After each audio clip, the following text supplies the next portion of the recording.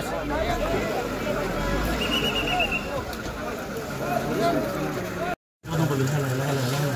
হাতটো ধৰ মই দাঙি আছোঁ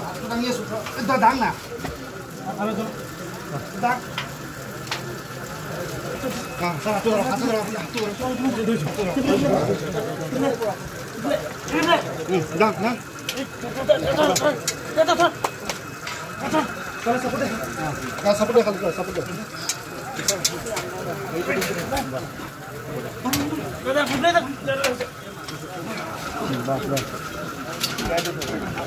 আৰুটো নাই ন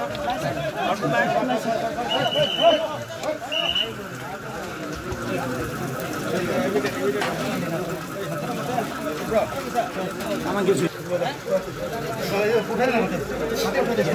এটা অতি দুৰ্ভাগ্যজনক ঘটনা এটা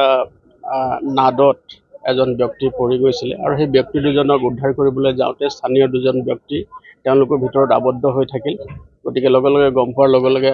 আমাৰ পুলিচ প্ৰশাসন আহিলে আৰু চিভিল প্ৰশাসনো আমাৰ লগত আহিলে SDRF NDRF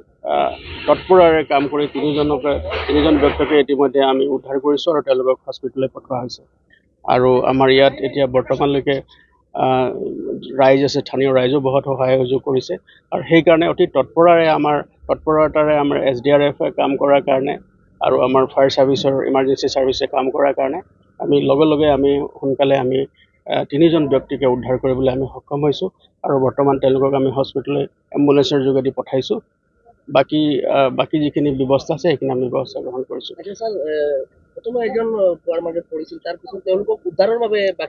হয় হয় প্ৰথম এজন ব্যক্তি তেখেতে সেই যিটো কুঁৱা আছিলে যিটো নাদ আছিলে নাদত পৰি গৈছিলে আৰু সেইজন ব্যক্তিক উদ্ধাৰ কৰিবৰ কাৰণে দুইজন ব্যক্তিয়ে নামি গৈছিলে আৰু নামি যোৱাৰ ফলত দুয়োজন ব্যক্তিৰ তলত আবদ্ধ হৈ পৰাত যেতিয়া স্থানীয় ৰাইজে জনোৱাৰ লগে লগে আমাৰ সকলো পুলিচৰ লগতে স্থানীয় প্ৰশাসন ইয়াত উপস্থিত হয় আৰু অতি তৎপৰাৰে SDRF NDRF কাম কৰি